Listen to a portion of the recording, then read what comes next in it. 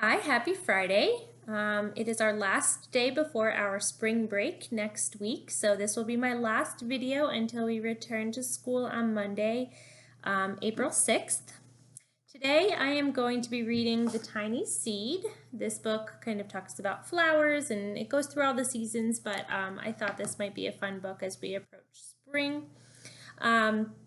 And this video is going to be focusing on social language. So far we've mostly talked about articulation and phonology, or that speech production piece, and then receptive and expressive language, that language piece of speech-language pathology. And many of my students are also working on social language, so back and forth conversation, eye contact, reciprocity. Some of these skills are the skills that we work on when we're targeting social skills in speech. And they can also be targeted using a book. So I'm going to jump in and kind of model how we could target those social language goals while we're reading a book. So this book is The Tiny Seed by Carle. It is autumn. A strong wind is blowing. It blows flower seeds high in the air and carries them far across the land. One of the seeds is tiny, smaller than any of the others. Will it be able to keep up with the others? And where are they all going? So you could prompt your child here, where do you think they're going? And after your child gives a response, maybe you prompt them to ask you the question back, that back and forth conversational activity. One of the seeds flies higher than the others. Up, up it goes. It flies too high and the sun's hot rays burn it up.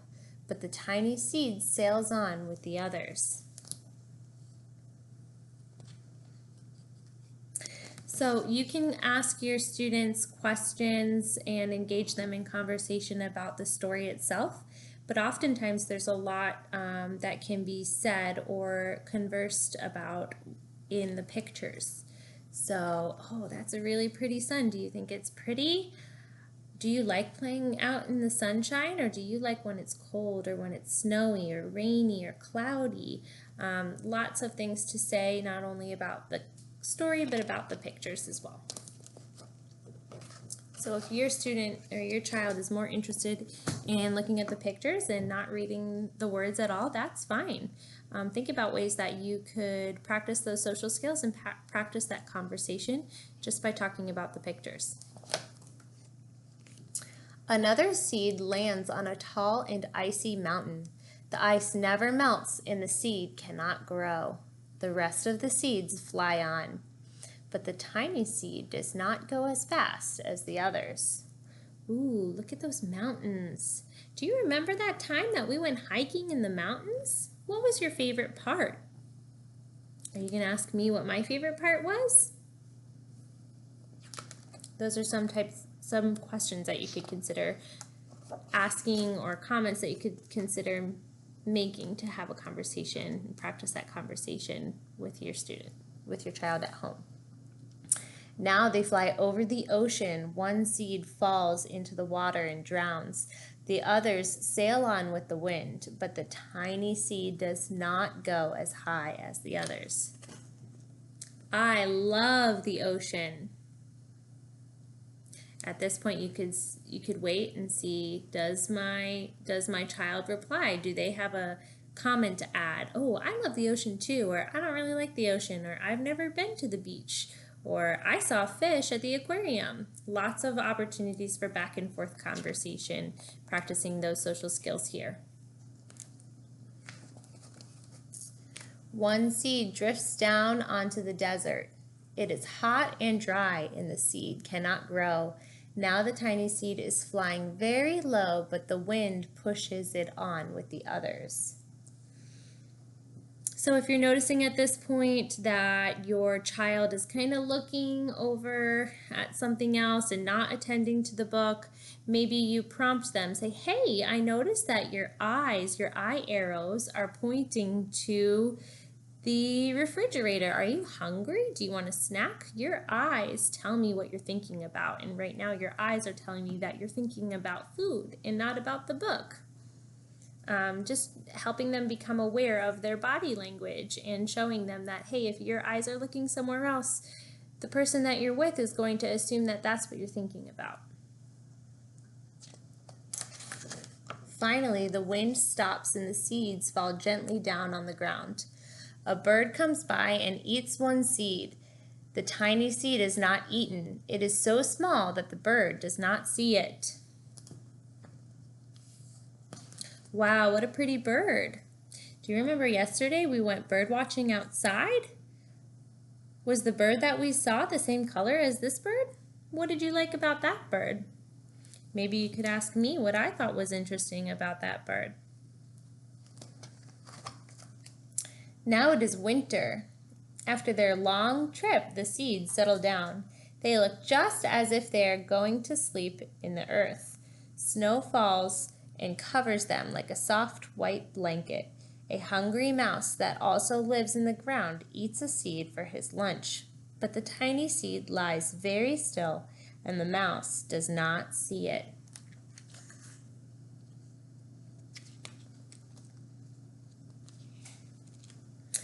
These books by Carle are kind of nice because the pictures are a little bit more abstract. So that's a great opportunity for building conversation and practicing those social skills with your kids. So you could say, wow, I think that that picture is supposed to look like snow. What else do you think it might look like? Maybe it looks like the night sky. Maybe it looks like the ocean to your kid.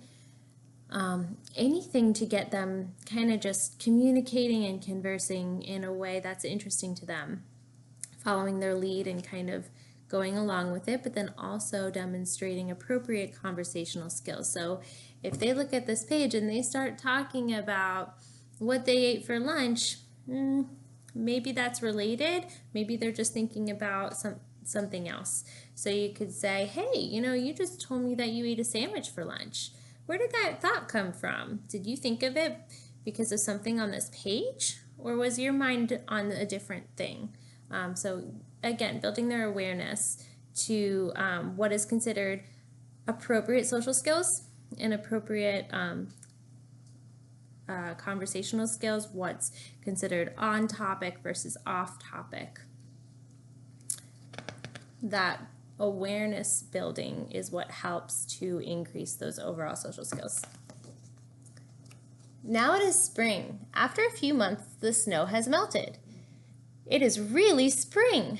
Birds fly by, the sun shines, rain falls, the seeds grow so round and full they start to burst open a little. Now they are not seeds anymore, they are plants. First, they send roots down into the earth. Then their little stems and leaves begin to grow up toward the sun and air. There is another plant that grows much faster than the new little plants. It is a big fat weed, and it takes all the sunlight and the rain away from one of the small new plants, and that little plant dies. The tiny seed hasn't begun to grow yet. It will be too late. Hurry! But finally, it too starts to grow into a plant. So another good strategy when you're practicing social skills with your kids is just to pause. Give them time to think and give them time to add their own thought before you prompt them. So you might just kind of stop, pause, wait for a response. If they don't respond or they don't add a comment or ask a question, then start giving some of that prompting. Like, oh, hey, it's spring in the story. It's also spring right now. Have we seen the weeds or the flowers start to come up yet? Something like that. The warm weather also brings the children out to play. They too have been waiting for the sun and springtime. One child doesn't see the plants as he runs along, and oh, he breaks one. Now it cannot grow anymore. Another thing that we work on with social skills with our kids is feelings, emotions, right? So if we're like, oh, if the kid realized that he broke the plant, how do you think that might make him feel? Do you think he maybe doesn't care? Do you think maybe he feels sad that he broke the plant? Is he happy that he broke the plant? So identifying how others in the story might feel based on the actions that occur. The tiny plant that grew from the tiny seed is growing fast, but its neighbor grows even faster. Before the tiny plant has 3 leaves, the other plant has 7. And look, a bud, and now even a flower. But what is happening? First, there are footsteps. Then a shadow looms over them. Then a hand reaches down and breaks off the flower. What happened on this page, right? A lot of our kids with social skills needs have trouble comprehending what's happening in the story. So this language, a hand reaches down and breaks off the flower, that's not very direct language. What they're saying here is that someone picked the flower, but your student, your child, if they have some social needs, they might not be able to interpret that less direct language to mean that that flower was picked. So something that you can prompt for, prompting for that understanding of that non-literal language. A boy has picked the flower to give to a friend. That's nice. How do you think that makes the friend feel? It is summer. Now the tiny plant from the tiny seed is all alone. It grows on and on. It doesn't stop. The sun shines on and the rain waters it. It has many leaves. It grows taller and taller. It is taller than the people. It is taller than the trees. It is taller than the houses. And now a flower grows on it. People come from far and near to look at this flower. It is the tallest flower they have ever seen. It is a giant flower. Wow, look at that giant flower. That's really neat. Have you ever seen a giant flower like that? Taller than your house? All summer long, the birds and bees and butterflies come visiting. They have never seen such a big and beautiful flower.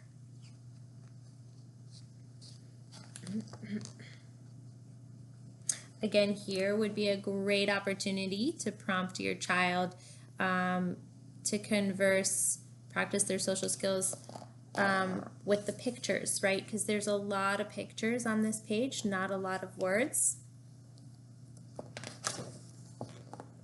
Now it is autumn again. The days grow shorter, the nights grow cooler, and the wind carries yellow and red leaves past the flower.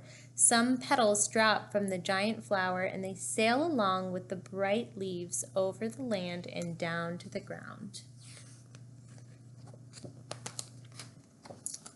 The wind blows harder. The flower has lost almost all of its petals. It sways and bends away from the wind, but the wind grows stronger and shakes the flower. Once more the wind shakes the flower, and this time the flower's seed pod opens. Out come many tiny seeds that quickly sail far away on the wind. The end. So here, your activity doesn't have to stop, right? The book is over, but there's lots to talk about. You could talk about what their favorite part of the story was and try to get them to reciprocate. How did that story make them feel? How do they think that story made mom or dad feel? What's their favorite season? Asking them to reciprocate that question back to you, and so on and so forth. So I hope this was a helpful video for you for how to practice those social skills with the books that you have at home, or with an online book resource like Epic that I've shared with you. I hope you enjoy your spring break. I hope you're able to get out and enjoy some warm weather and some sunshine. Relax, stay healthy, be well, and I will see you after break. Take care.